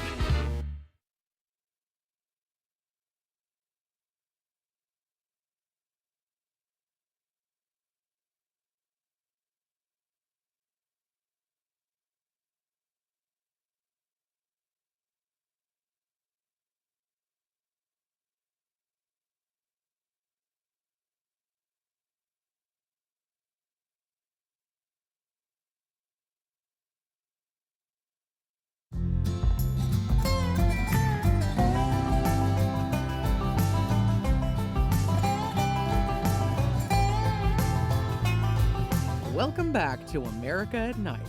Call now, 844-262-4729. That's 844-2-McGraw. All right, we'll go to the phones here in just a second, but some news. I'll pass it along. We don't know much. It could be nothing, but we're just starting to get word here at the monitors in the studio that Donald Trump returned to the White House tonight after abruptly returning early from a planned weekend stay at his Bedminster, New Jersey golf club. Remember, this earlier said he was not going down to Palm Beach for his son's wedding. He was not planning on attending his son's wedding. And according to a White House communications note, President Donald Trump returned to the White House after abruptly returning early from a planned weekend stay at his Bedminster, New Jersey golf club. His early return follows a classified meeting with top national security officials in the White House Situation Room regarding the ongoing Iran crisis. So earlier, there was a classified meeting with top national security officials at the White House Situation Room regarding Iran. Then he left to go to Bedminster, abruptly turned around early from his planned weekend stay in the New Jersey golf club. That's all we know. I'm not going to speculate. Who knows? That's all we know. If we hear something else, we'll pass it along to you. But there you go. 1-844-2-McGraw, 1-844-262-4729. Let's go to Rod in Wichita, Kansas. Rod, you are on America at Night. Thanks for joining us. Hi, Mr. McGraw. Hey, I told your producer when you first announced the people that tuned in to watch Colbert's Smart Song. Yeah. 6.7 people tuned in. 6.7 million, yeah. I knew what you meant, but that made more sense if only 7 people tuned in and the seventh person. Okay. I quit watching him before he even started with David Letterman. Letterman called Ted Cruz a stooge, and that was just it. That was it for you because Letterman called Ted Cruz a stooge? Yes, sir. Oh. I've always liked Ted. He's a very smart man. But I literally followed Dr. Leary's tune in, turn on, and drop out. So I haven't had the TV on in about 6 years, I think. You don't need the TV when you got us on the radio. That's right. Hey, I love your show. I'll keep listening. Thanks for taking my call. Quick draw. There you go, Rod. I've been to Wichita. I've had a lovely stay in Wichita a couple times. So thanks for checking in, Rod. Keep listening and keep on keeping on. I don't remember. I don't remember David Letterman's crude nickname for Ted Cruz, but I know Donald Trump called Ted Cruz Lion Ted and made derogatory remarks about his wife. I remember that. And then Ted Cruz called Donald Trump sniveling. Now apparently they're besties, so I don't know how all that works. Let's see here. Let's go to Catherine in Vancouver. Catherine, you're on America at Night. Hey, you know when you're talking about working with your hands and woodwork and all that? Yeah. My dad, he built homes for a living, and he allowed me to design my own cupboards in my home, but we built them together in my home. And he's sitting here getting so frustrated, and he's kicking the cupboard, and I'm right behind him, and I could have made the best smart remark to him, and he would have backhanded me so hard because I was right there. He could have got me in the cake hole. It was so perfectly aligned, and if he would have got me there, I would have been coughing up cupcakes and Smarties. Okay. Well, yeah, I guess you have the nice memory. You have the nice memory of making the kitchen with your dad, I hope. But you don't bad talk your dad. Well, that's yes, for the most part, yes. But yeah, okay. All right, Catherine. Anything else? That's all. Thanks for the phone call, Catherine. Tony in Montreal, who's gearing up for Game 2 of the Eastern Conference NHL Finals. Good morning, Tony. Yeah, hi. How you doing? And also following Vegas, and my parlay is still on because Vegas won tonight. They were down 1-0, and they came back to beat Colorado, the favorite to win the Stanley Cup. They beat them 3-1. And you know what, McGraw? Everyone says I am talking out of the top of my hat. And I said that Montreal will beat the Hurricanes 4 straight. And I said that Vegas will beat Colorado 4 straight. Now, I don't just say that because I don't like teams. I follow the teams, and I know that Makar is out for Colorado. He's got some type of injury. But, also their star, McKinnon, is not playing to his potential. I see him. He's not to the best of his ability. He suffered, I think, mentally when he did not score that goal in the Olympics. It's still bugging him. I could see him. He looks like he doubts his talent, and not saying he doubts his talent, but he doesn't show that crazy cowboy, je ne sais quoi, pas. He just doesn't have that flair. I don't know. He seems to be second guessing himself. But I said that, the younger teams, the teams that have great coaching, Tortorella in Vegas and Martin St. Louis in Montreal, these are guys that know how to win, and they're competitive people, and they know how to communicate to stars. And I'll give you an example. Your whole show is about communication. Well, there was a great player in Toronto named Mitch Marner, and he was always being attacked by the Toronto media. But he didn't seem to be getting along with his coach at all. He ends up signing in Vegas as a free agent with Cassidy as a coach. It didn't seem to be working out, and they replaced him with John Tortorella, a firebrand of a coach. But this guy played a lot of hockey. He played in the minors. He played NCAA, and he was a winner when he was at University of Maine, and he could relate to Marner. Yeah. And I think that he was able to trigger the best out of Marner. Well, and Marner's one of the leading scorers in the league. And so does Martin does that with all of the great players in Montreal. Yeah, go ahead. Sorry, I cut you off. I was just going to say the Golden Knights coach got fined. You see that he broke the media rules, and the NHL took a second-round pick from the team for the way he broke the media rules. Yeah, so my opinion, and I'm going to call into Vegas tonight because I got 10 seconds. Tony. Number one, that's all about betting and gambling because he wouldn't open up the dressing room. And that shows you how much influence betting has on sports today. Yeah, no, that's a good point. We'll leave it there. Tony in Montreal, good stuff. Good luck tomorrow. Good luck to my Knickerbockers and your Canadians, and we'll see how it all turns out. America at Night, more open phones, more texts. 1-844-2-McGraw. Back in just a moment. Relax. You're listening to America at Night with McGraw Milhaven.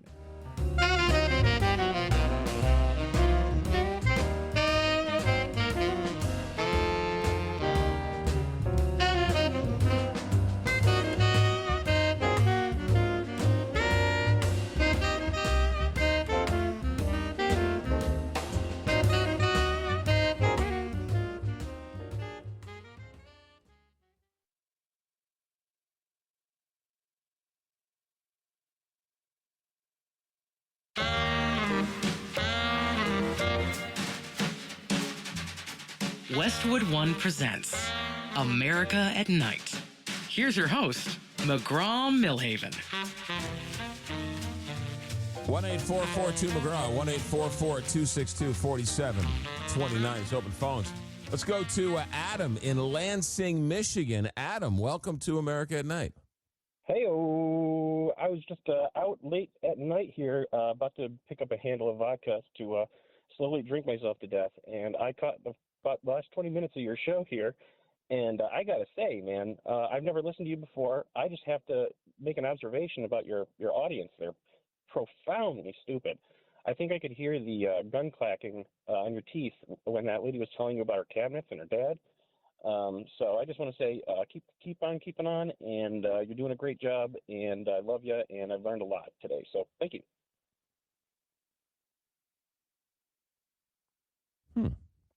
Was he trying to be rude, or was he just rude, or was he trying to be nice?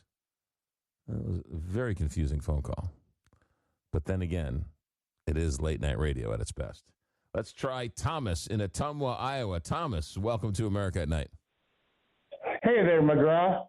Hi, Thomas. I just listened to your host, who is a comedian, and how Yes. nervous he was going up on stage. And Yes. I wanted to tell you about Andy Kaufman, who was on Taxi as an Asian guy.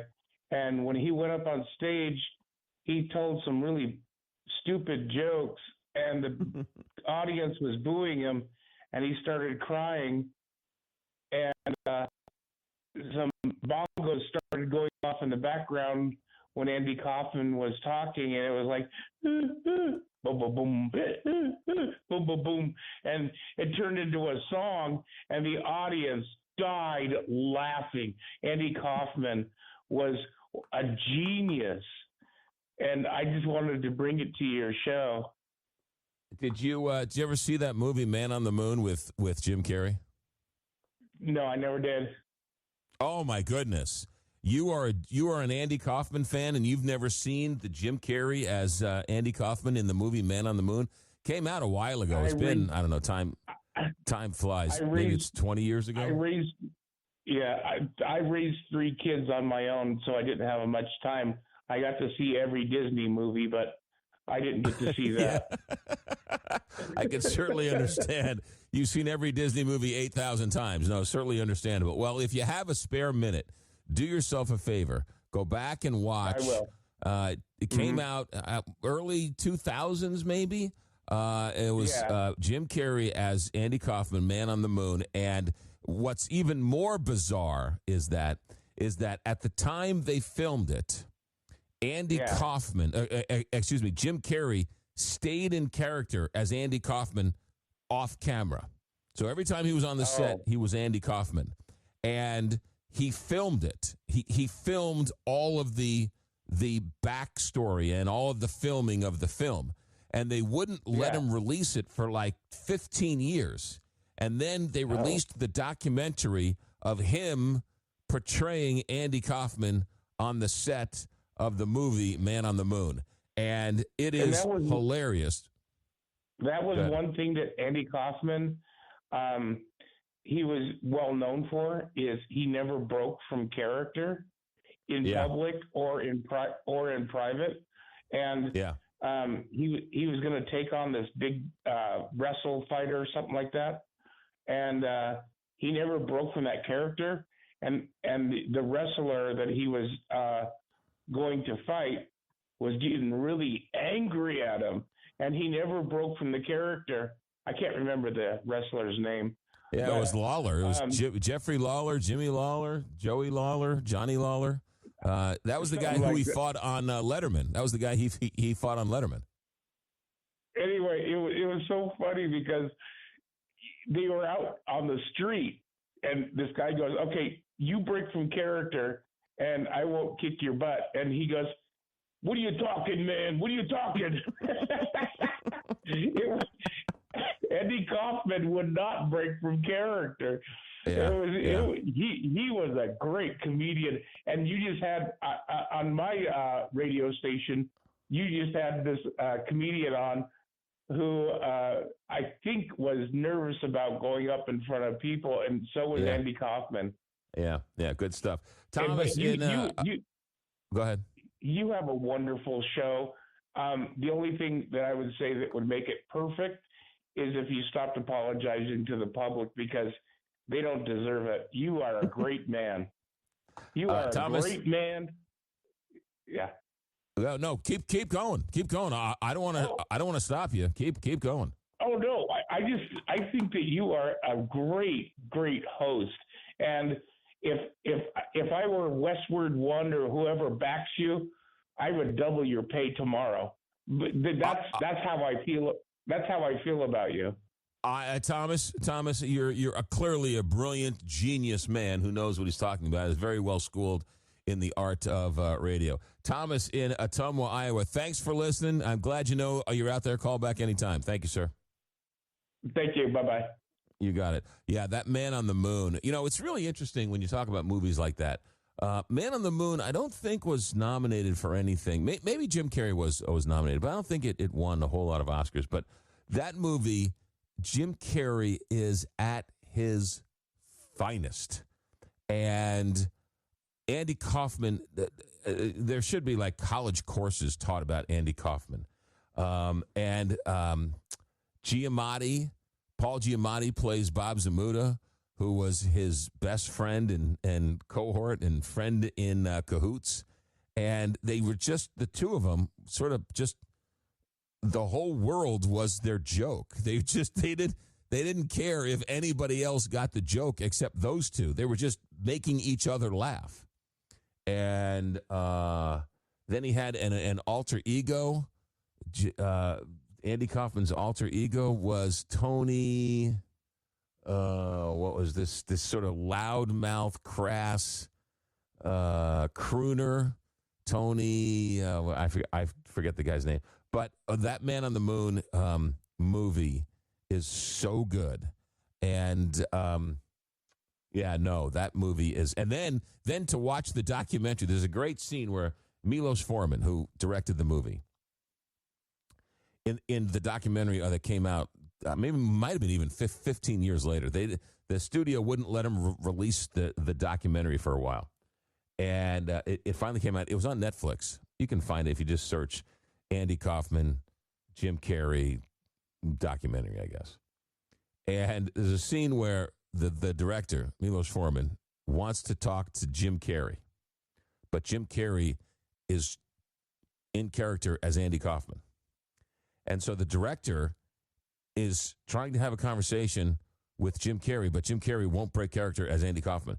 So the director is telling, quote unquote, Andy Kaufman, look, when you get home, will you tell Jim Carrey I have to talk to him?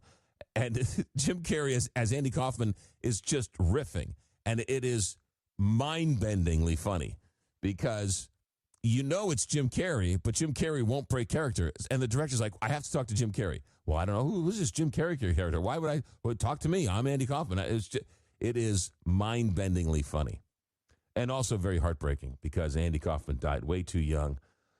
Some obscure cancer took him way too young, but for a brief flashing moment, he was, right? He had captivated the world, and he was his own cartoon. He was his own film.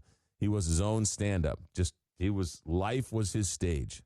And Man on the Moon is, I'm glad you brought back and touched on Andy Kaufman because he was a true original. The very first host of Saturday Night Live, Andy Kaufman was. All right, 1-844-2-McGraw, 1-844-262-4729. Let's go back to the phones. We got Paul in Boise. Paul, welcome to America at Night. Thanks for taking my call. Sure. I'd say at least double your salary that you get. Yes, exactly. I agree. Don't call me. Call my boss. Yeah, you mentioned a couple of things. The first thing that I heard you talking about tonight was the Indy 500.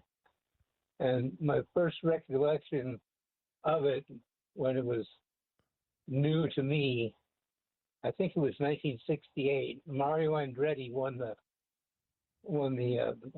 500. And I was surprised as a kid because it didn't have any wheel covers. They were open wheels. And it was a surprise to me. But the other thing I wanted to touch on real quick is we all had Sunday night dinners over at Grandma's house where she lived in Pebble Beach. And it was a nice place to go to. And we had a great time. But this time it was the Beatles were on that Sunday night. I think it was 1964 is when they came out. And of course, what's his name did the introduction. A really big shoe. And yeah, right there. 1964, February of 1964. Talk about the day. I recall that very vividly. The whole family was sitting on the carpet in front of the black and white TV. Now, when it happened, had you ever heard of the Beatles? No. And as you were watching them, as you were watching them, did you sort of get caught up in the frenzy, or did you even know what happened? Yeah, my brother kind of started the cascade of it because all of all the pretty young girls were screaming at him through the TV. Right. And he said, I'm gonna have to get to know that group. And that was some kind of a time in America that we had. February of 1964, right there where Paul McCartney was last night, is where the Beatles, the British invasion began. Paul in Boise, thanks for checking in. Let's go to another Paul in Zanesville, Ohio. Paul, welcome to America at Night. Good evening, McGraw. Yeah, I'm feeling a little better tonight. You said something about I could call back and we could talk about dirt track racing a little bit. I was telling you I did it for 18 years, and you said you had some kind of background in it or something in the Midwest. I'd like to hear that, and I can tell you my experience. Okay, Paul. So I have a friend who had a dirt track, Sunset Speedway in Omaha, Nebraska, and he would invite me out on Sunday nights to watch the dirt tracks. And I didn't know much about auto racing. I didn't grow up with it. No one filled me in on the nuances of it. And so we would go Sunday nights, and it turned out to be a lot of fun.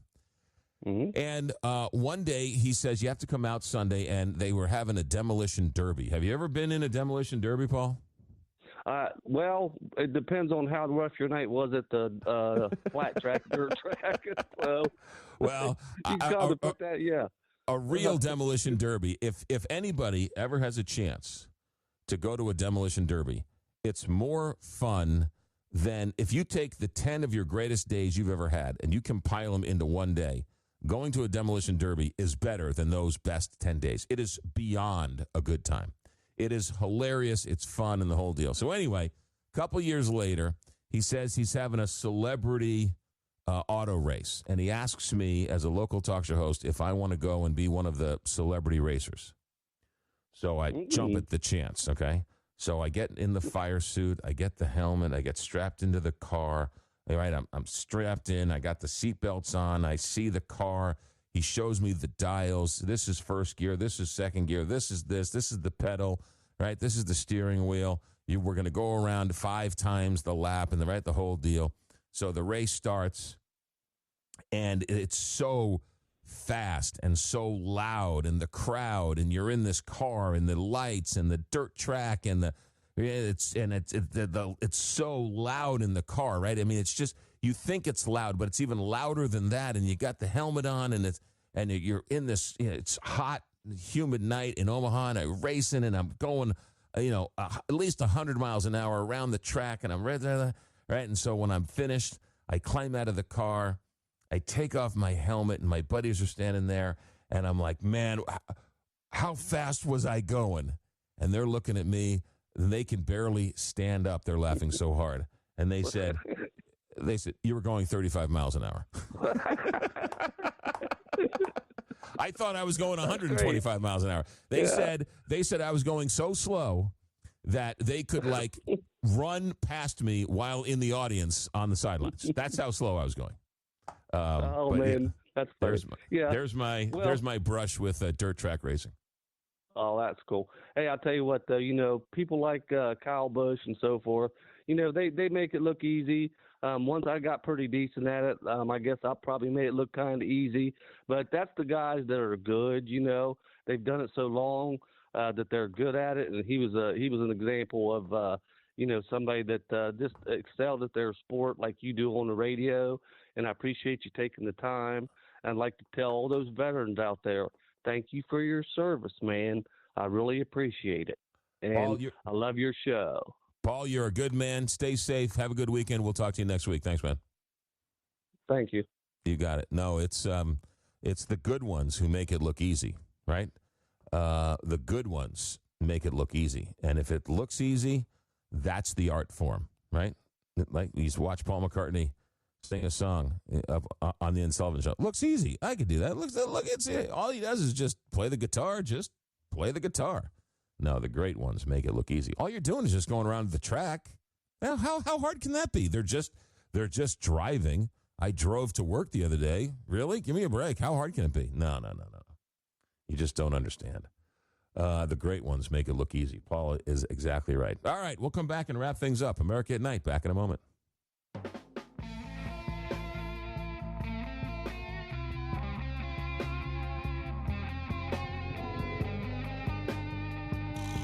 America at Night is also a podcast. You can now listen to your favorite episodes wherever podcasts can be found.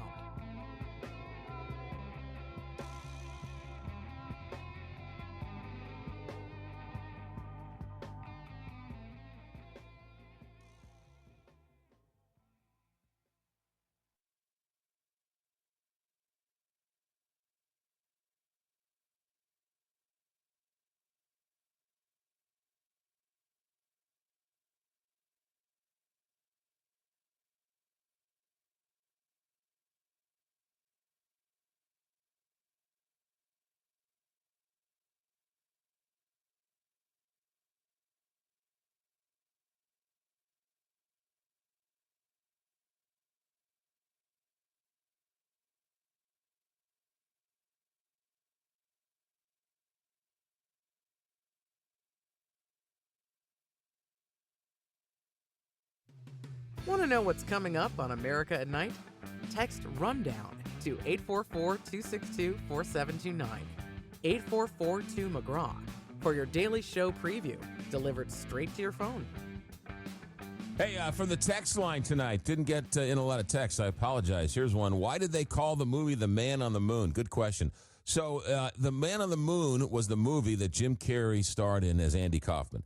Apparently, they made the movie, they called it Man on the Moon because REM had a song called Man on the Moon, and that song was about Andy Kaufman because when Andy Kaufman died, a lot of people thought he was joking and faking his own death. So it was a controversy. It was a conspiracy. Just like the Man on the Moon, we really didn't land on the moon. So that was apparently the premise of the REM song as they wrote about Andy Kaufman. And then they just sort of worked for the movie and the Man on the Moon. The man's out there. He's on the moon. So it all sort of played into one. Not speaking for the director or the producer, but that's sort of my interpretation of it. But that's why they called it Man on the Moon.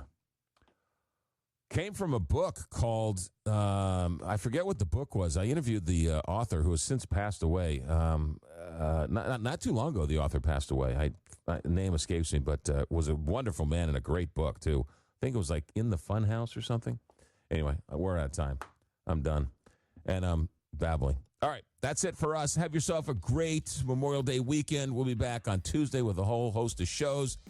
Have a little thought and a little prayer for all the families and the men and women who have given their lives for this great country this holiday weekend. And we'll be back on Tuesday. Our executive director is Alex Hinton. Our engineer tonight is Richard Good. I'm McGraw Milhaven. Thanks for listening. This is America at Night on Westwood One.